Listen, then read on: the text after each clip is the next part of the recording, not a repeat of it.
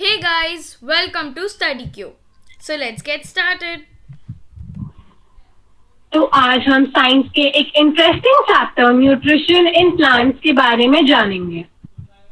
तो सबसे पहले हमें ये पता होना चाहिए कि न्यूट्रिएंट्स होते क्या हैं। तो न्यूट्रिएंट्स वो डिफरेंट कंपोनेंट्स ऑफ फूड होते हैं such as proteins, carbohydrates, fats, vitamins and minerals. इन सबको ही न्यूट्रिएंट्स कहा जाता है। अब कार्बोहाइड्रेट्स और फैट्स हमें ताकत देते हैं अलग अलग काम करने की। प्रोटीन्स जब हमें कहीं चोट लग जाती है या हम सबको अपनी हाइट लंबी चाहिए उसमें हमारी मदद करते हैं। विटामिन्स और मिनरल्स हमें अलग अलग बीमारियों से बचाते हैं। Why is food important for us? खाना हमारे लिए जरूरी क्यों है? अगर हम खाना नहीं खाएंगे तो होगा क्या? Food is essential for all of us. हमारे जो भी इंटरनल और एक्सटर्नल ऑर्गन्स होते हैं उन सब की फंक्शनिंग के लिए, उन सब की वर्किंग के लिए हमें खाना खाना पड़ेगा। It's necessary. Helps in growth and development of our body, repairs damaged and worn out cells, protects us from various diseases. हमें ये ऑब्वियसली पता चल गया कि सारे लिविंग ऑर्गेनिज्म, सारे जीव जंतुओं को खाने की ज़रूरत होती है। तो जो प्लांट्स होते हैं, पेड़ पौधे, वो अपना खाना खुद बनाते हैं। कार्बन डाइऑक्साइड जो कि एक गैस होती है, वाटर यानी पानी, और क्लोरोफिल उन्हें सनलाइट को अट्रैक्ट करने में यानी अपनी तरफ खींचने में काम आता है। ये सारे रॉ मटेरियल्स जैसे कार्बन डाइऑक्साइड, वाटर, ये सब प्लांट्स के आसपास उनकी सराउंडिंग्स में ही उन्हें मिल जाते हैं। अब animals including humans can not make their own food. हम अपना खाना खुद नहीं बना सकते। हम खाने पे या तो प्लांट्स या फिर दूसरे एनिमल्स जो प्लांट्स खाते हैं यानी डायरेक्टली या इनडायरेक्टली प्लांट्स पर ही डिपेंडेंट होते हैं। अब हम जानेंगे कि न्यूट्रिशन क्या होता है। जो हम खाना लेते हैं, जो हमारी बॉडी को खाना यूटिलाइज करती है और किस टाइप से हम खाने को अपनी बॉडी में अंदर ले रहे हैं, उसे न्यूट्रिशन कहते हैं। न्यूट्रिशन की दो टाइप्स है, autotrophic nutrition and heterotrophic nutrition. जो जीव जंतु अपना खाना खुद बनाते हैं, जैसे हमने अभी पढ़ा, पेड़ पौधे CO2 और H2O यानी कार्बन डाइऑक्साइड और वाटर से और सनलाइट से, इस प्रोसेस को, इस तरीके को फोटोसिंथेसिस कहते हैं। और जो जीव जंतु ये फोटोसिंथेसिस करते हैं उन्हें ऑटोट्रॉफ्स कहते हैं और इस तरीके को ऑटोट्रॉफिक न्यूट्रिशन कहते हैं। तो जितने भी हरे भरे पेड़ पौधे होते हैं वो ऑटोट्रॉफिक न्यूट्रिशन करते हैं। अब जो जीव जंतु जो अपना खाना खुद नहीं बना सकते यानी हम और जितने भी जानवर होते हैं वो प्लांट्स पर ही डिपेंडेंट होते हैं, तो उनको हेटेरोट्रॉफ्स कहते हैं और उनकी न्यूट्रिशन को हेटेरोट्रॉफिक न्यूट्रिशन कहते हैं। जानवरों की बॉडी और ह्यूमंस की बॉडी अपना खाना खुद नहीं बना सकते हैं कार्बन डाइऑक्साइड और वाटर से by the process of photosynthesis, क्योंकि हमारी बॉडी में क्लोरोफिल प्रेजेंट नहीं होता है जो कि प्लांट्स की बॉडी में होता है, और वो सन की एनर्जी को, सनलाइट को ट्रैप करता है ताकि प्लांट्स फोटोसिंथेसिस से खाना बना सके। जितने भी जीव जंतु होते हैं इन सब की बॉडी एक टाइनी यूनिट, एक स्मॉल यूनिट से बनती है जो building block of our body होती है। जैसे अब हमारा घर है वो ईंटों से बनता है, ऐसे ही हमारी बॉडी सेल्स से बनती है। तो सेल के 3 पार्ट्स होते हैं। सेल मेम्ब्रेन एक सब्सटेंस होता है सेल्स के अंदर जो सेल को एक बाउंड्री में रखता है। Cells are enclosed by thin outer boundary called cell membrane. देखिए इस डायग्राम में ये सेल, एक सेल है, इसकी बाउंड्री यानी जो इसके चारों तरफ बाउंड्री है जो इसके अंदर के सामान को बाहर गिरने नहीं देती, उसे सेल मेम्ब्रेन कहते हैं। न्यूक्लियस, जितने भी सेल्स होते हैं उनके बीच में एक छोटा सा सर्कल होता है, गोला होता है, उसे न्यूक्लियस कहते हैं। जैसे ये देखिए ये गोला है यहाँ पे। साइटोप्लाज्म, अब जो हमारा न्यूक्लियस होता है और जो सेल मेम्ब्रेन होती है उसके बीच में कुछ जेली लाइक स्ट्रक्चर होता है, जेली लाइक चीज़ होती है, पतली पतली, एकदम सॉलिड भी नहीं, उसे हम साइटोप्लाज्म कहते हैं। देखिए यहाँ पे Photosynthesis, the food making process in plants. These are the food factories of the plants. जैसे कि हमारे घर में खाना किचन में बनता है, तो वैसे ही प्लांट बॉडी में खाना लीव्स बनाती है। All the raw materials required for photosynthesis must reach there. तो जो वाटर चाहिए होता है, जो मिनरल्स चाहिए होते हैं फोटोसिंथेसिस के प्रोसेस में, उन्हें रूट्स एब्जॉर्ब करती है सॉइल में से। स्टेम में एक वेसल होता है जिसको हम जाइलम कहते हैं। उस जाइलम के थ्रू वो वाटर एंड मिनरल्स रूट से स्टेम में आते हैं, स्टेम से ब्रांचेस में जाते हैं और ब्रांचेस से लीव्स तक पहुंचते हैं। लीव्स के लोअर पार्ट में छोटे छोटे छेद होते हैं, स्मॉल पोर्स होते हैं, और जब वो ओपन होते हैं तो वो कार्बन डाइऑक्साइड को इनहेल कर देते हैं, कार्बन डाइऑक्साइड को ले लेते हैं। तो ये छोटे छोटे पोर्स को हम स्टोमाटास कहते हैं। एंड ये स्टोमाटास गार्ड सेल्स से सराउंडेड होते हैं। अब हम फोटोसिंथेसिस के प्रोसेस को अच्छे से डायग्राम के थ्रू समझते हैं। तो देखिए, ये ग्रीन प्लांट है, हरा भरा पौधा है, यानी ये फोटोसिंथेसिस करता है। अब यहाँ इसकी रूट्स हैं, यानी जड़ें हैं, जड़ों से ये पानी, मिनरल्स, ये सब लेता है और जाइलम के थ्रू ये लीव्स तक पहुँचाता है। लीव हमारी फूड फैक्ट्री है।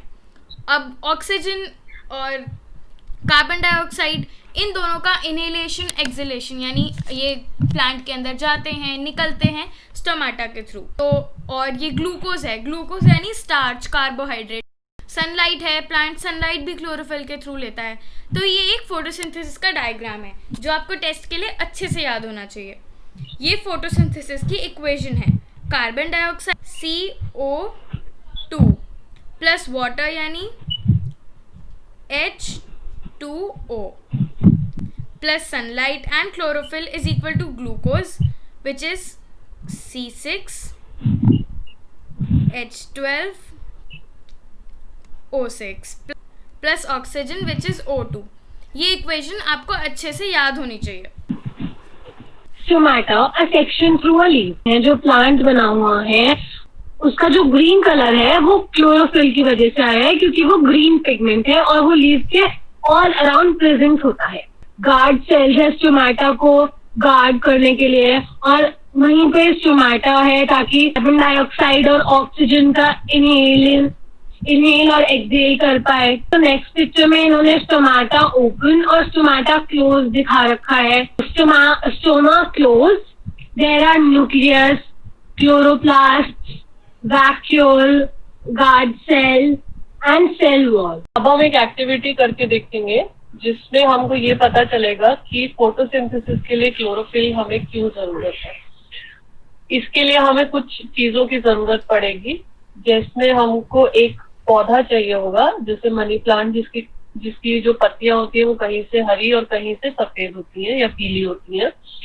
उसके साथ ही हमें एक चाहिए होगा ट्रेसिंग पेपर, पेंसिल, एक पेपर, एक बीकर, कोई भी बाउल या कुछ भी ले सकते हैं आप, टेस्ट ट्यूब, 70% अल्कोहल, आयोडीन और पानी। सबसे पहले हम क्या करेंगे, जो हम पौधा लेंगे, फॉर एग्जाम्पल हम मनी प्लांट ले रहे हैं, तो उस पौधे को हम 3 दिन तक अंधेरे में रखेंगे जहां पे उसको बिल्कुल भी सनलाइट नहीं मिलेगी। ये हम इसलिए करेंगे ताकि उस पौधे में जितना भी स्टार्च उस पौधे की पत्तियों में होगा वो सारा स्टार्च खत्म हो जाएगा। उसके बाद वापस से हम उस पौधे को 6 घंटे के लिए धूप दिखाएंगे, ताकि जो उसका पत्तियों का हरा वाला पोर्शन है वो अपना स्टार्च बनाना, वो अपना खाना बनाना शुरू कर दे। 6 घंटे पौधे को धूप में रखने के बाद हम ये देखेंगे कि जहाँ पे हम उस पौधे की पत्तियों की आउटलाइन एक ट्रेसिंग पेपर से एक पेपर पे बनाएंगे, जहाँ पे येलो पार्ट होगा वहां पे भी हम उसको मार्क करेंगे। जहाँ पे हरा वाला पार्ट है लीफ का, वो ये हमको बताता है कि उस एरिया में क्लोरोफिल है, और जो सफेद पार्ट है वो उसमें क्लोरोफिल नहीं है। इस पत्ती को हम एक पत्ती को वहां से उस पौधे से तोड़ेंगे और उस पत्ती को हम थोड़ी देर पानी में उबालेंगे। उसके बाद हम उस पत्ती को अल्कोहल में बॉईल करेंगे। ध्यान रखिएगा ये आप अकेले ना करें, आपके साथ कोई बड़ा जरूर हो। अल्कोहल में उबालने से क्या होगा कि वो जो उस पत्ती का कलर है वो पूरा पेल हो जाएगा, सारा ग्रीन कलर हट जाएगा। अब इस पत्ती को हम वापस से पानी में उबालेंगे ताकि वो लीफ सॉफ्ट हो जाए, और उस पत्ती को बाहर निकालने के बाद उस पे हम आयोडीन के कुछ बूंदे डालेंगे। इससे हम क्या देखेंगे, जब हम आयोडीन की उस पे बूंदे डालेंगे तो हमको ये पता चलेगा कि जहां पे वो पत्ती हरे रंग की थी वो वाला पोर्शन उसका नीला हो जाएगा, जो कि ये दिखाता है कि वहां पे क्लोरोफिल है, और जो पत्ती सफेद थी या पीली थी वहां पे उसका कलर चेंज नहीं होगा। सो इससे ये पता चलता है कि जहां जहां पे हरा पोर्शन था, जहां पे पत्ती में क्लोरोफिल था, आयोडीन के साथ मिलके वो नीला हो गया, और जहां पे क्लोरोफिल नहीं था वो एज इट इज रहा। Photosynthesis takes place in plants with red pigment, यानी कि आपने देखा होगा कि कुछ लीव्स होती हैं वो रेड कलर की होती है या फिर पर्पल कलर की होती है, पिंक कलर की होती है, तो उनमें फोटोसिंथेसिस कैसे प्लेस होता है? Leaves of some plants like croton have chlorophyll but they appear dark red in color. This is because the red pigment on them hides the green color of the chlorophyll. So such leaves can also make food by the usual process of photosynthesis. यानी कि जो leaves होती हैं, जैसे कि croton की leaves होती है, उनका जो क्लोरोफिल होता है ना वो डार्क रेड या कोई और कलर का दिखता है, क्योंकि जो ग्रीन कलर होता है क्लोरोफिल का वो रेड पिगमेंट से हाइड हो जाता है। यानी कि पहले क्लोरोफिल होता है फिर उसके ऊपर रेड पिगमेंट आ जाता है, जिससे क्लोरोफिल का कलर हाइड हो जाता है, क्योंकि उसके ऊपर रेड कर देते हैं तो क्लोरोफिल का कलर छुप जाता है। और फिर उस टाइप की लीव्स भी नॉर्मल फोटोसिंथेसिस भी करती है, जैसे कि बाकी ग्रीन लीव्स करती हैं, और क्लोरोफिल एब्जॉर्ब कर पाता है सनलाइट, बस उनके ऊपर एक ऊपर से रेड पिगमेंट आ जाता है जो हमें दिखाने के लिए क्लोरोफिल हाइड हो जाता है। Photosynthesis takes place in desert plants, यानी कि आपने देखा होगा कि डेजर्ट के प्लांट्स थोड़े डिफरेंट होते हैं जो प्लेन पे होते हैं plants. Chlorophyll is present in their stems and has spines. Some desert plants have spines instead of leaves to prevent loss of water during transpiration. So this photosynthesis takes place in desert plants. जो desert plants होते हैं उनमें leaves नहीं होती, वो leaves spines में reduce हो जाती है ताकि transpiration के टाइम पे थोड़ा कम water loss हो, क्योंकि डेजर्ट में तो थोड़ा कम पानी होता है। तो स्पाइन्स और स्टेम्स भी ग्रीन कलर के ही होते हैं और उनमें भी क्लोरोफिल होता है, तो वहां पे लीव्स की बजाय स्पाइन्स और स्टेम्स फोटोसिंथेसिस करते हैं।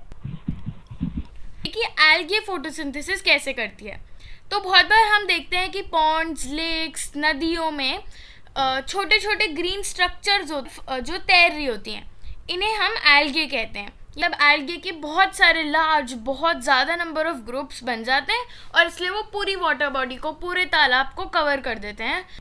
तो एल्गे क्योंकि वो ग्रीन कलर का होता है, हरे रंग का होता है, यानी वो उसमें भी क्लोरोफिल होता है और वो फोटोसिंथेसिस कर सकती है। लेकिन एल्गे का फोटोसिंथेसिस बाकी प्लांट से थोड़ा अलग होता है, क्योंकि उसमें प्रॉपर सही रूट्स और स्टेम्स, पत्तियाँ, ये सब नहीं होती। Synthesizes plant foods other than simple carbohydrates. Result होता है फोटोसिंथेसिस का, वो एक सिंपल कार्बोहाइड्रेट होता है जो कि ग्लूकोज होता है। और कार्बोहाइड्रेट कार्बन, हाइड्रोजन और ऑक्सीजन से बना होता है।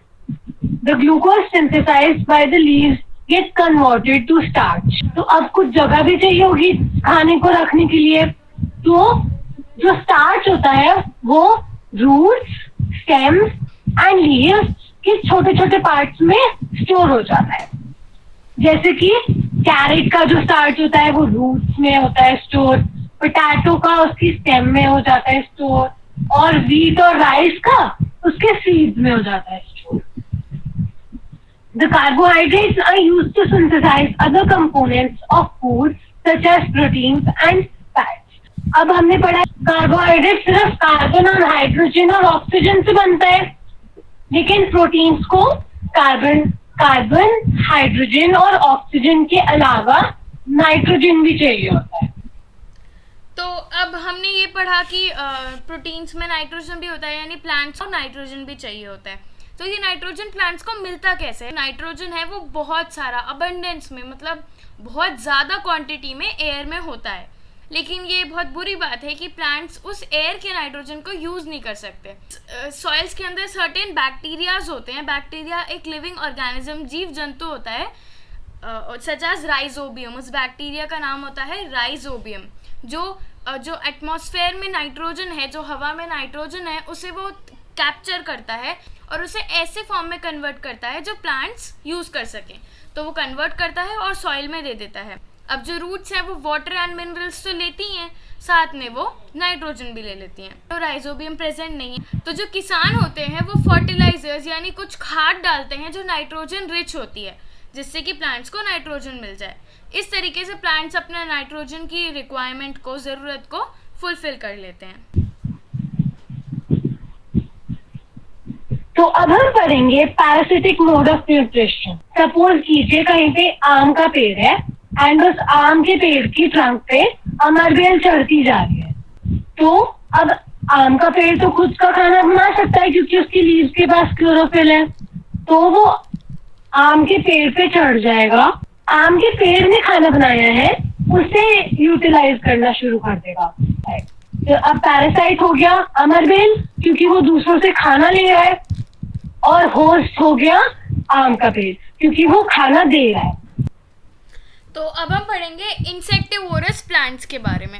आप ये फोटो देख रहे हैं, ये फोटो में ये जो पौधा है इसे हम कहते हैं पिचर प्लांट। ये भी एक इंसेक्टिवोरस प्लांट है। कुछ पौधे, सब नहीं, वो इंसेक्ट्स को भी खाते हैं अपनी फूड रिक्वायरमेंट्स को पूरा करने के लिए, इसीलिए उन्हें कहते हैं इंसेक्टिवोरस प्लांट्स। तो ये जो इंसेक्टिवोरस प्लांट्स हैं ये उसी सॉइल में ग्रो करते हैं जिसमें नाइट्रोजन नहीं होता, यानी नाइट्रोजन की कमी होती है, और प्लांट्स को तो नाइट्रोजन चाहिए। तो अब नाइट्रोजन को प्राप्त करने के लिए कोई और साधन यूज़ करना पड़ेगा।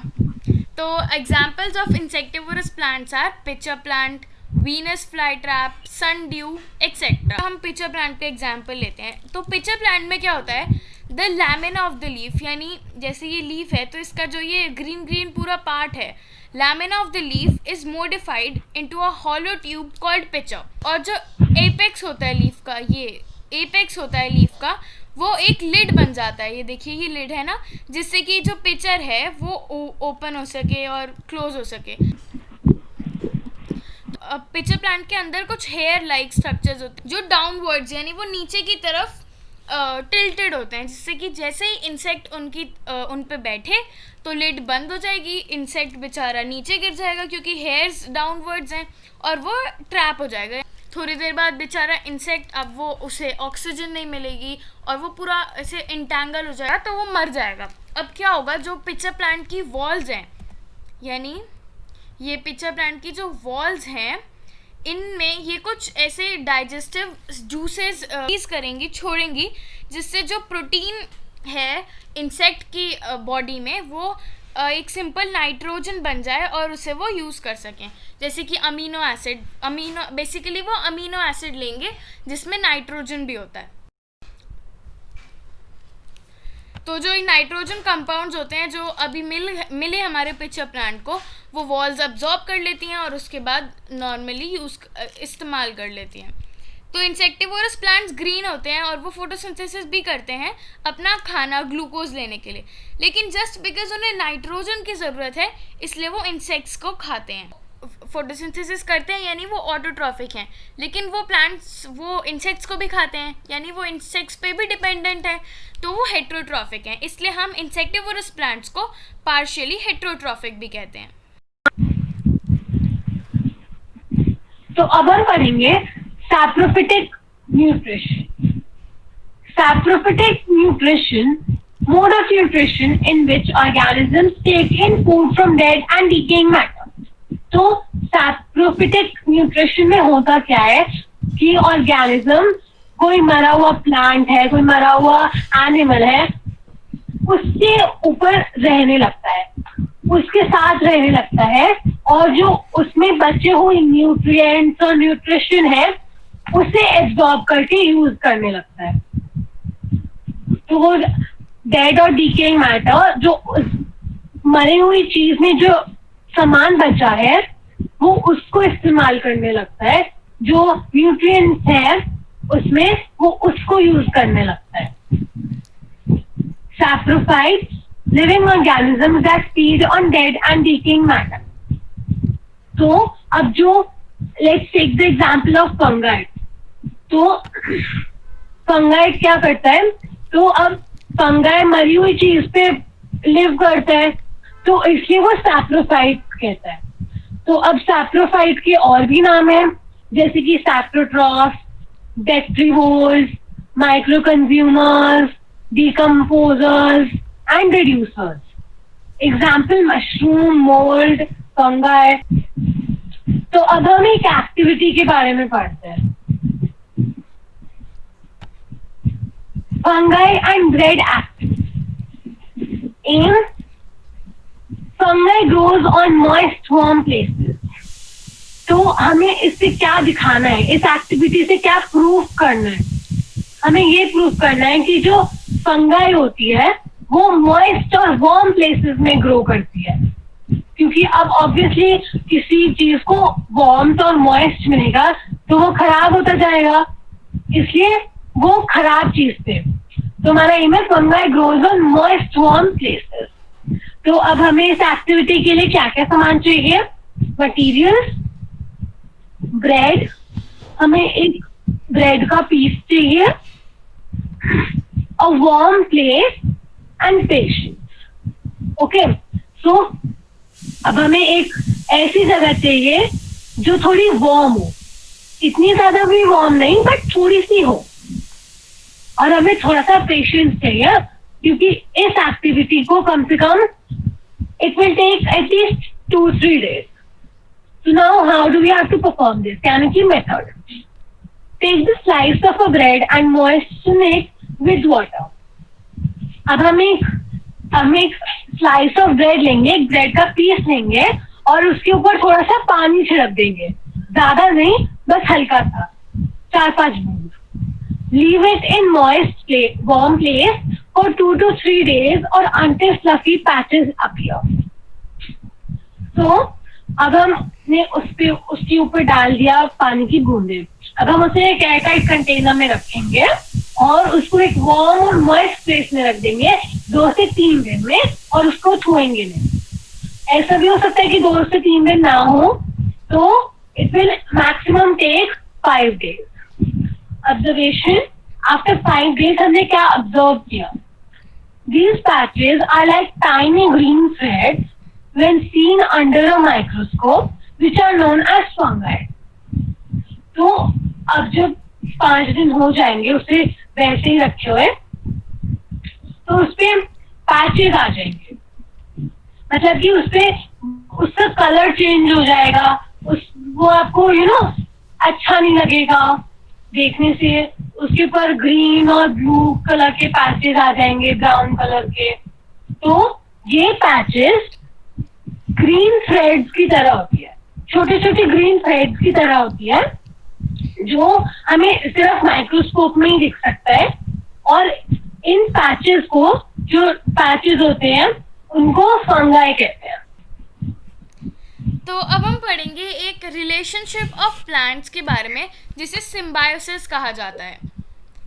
तो कुछ ऑर्गेनिजम्स, कुछ जीव जंतु होते हैं जो वो एक साथ रहते हैं, टुगेदर, दे लिव टुगेदर, और वो शेल्टर, रहने की जगह, न्यूट्रिएंट्स, खाना, डिफरेंट मिनरल्स और ये सब शेयर करते हैं एक दूसरे के साथ। अब एक साथ रहना है तो मदद तो करनी पड़ेगी एक दूसरे की। तो ऐसे रिलेशनशिप को, जहाँ 2 ऑर्गेनिजम्स, 2 प्लांट्स एक साथ रह के एक दूसरे की मदद करते हैं, उसे सिम्बायोसिस कहा जाता है। एग्जाम्पल है लाइकेंस। ये जो लाइकेंस होता है, ये एक ऑर्गेनिज्म होता है जो एल्गे और फंगस दोनों को मिला के बनता है, यानी ये एल्गे और फंगस एक साथ रहते हैं। अब एल्गे क्या फंगस की मदद करता है? एल्गे फंगस को फूड देता है। एल्गे ग्रीन होता है, फोटोसिंथेसिस करता है और फंगस को खाना देता है। वहीं जो फंगस है वो एल्गी को खाना बनाने के लिए पानी, मिनरल्स ये सब देता है और साथ में रहने के लिए शेल्टर। तो ये एक साथ रहते हैं एक ऑर्गेनिज्म के रूप में जिसे हम लाइकन्स कहते हैं।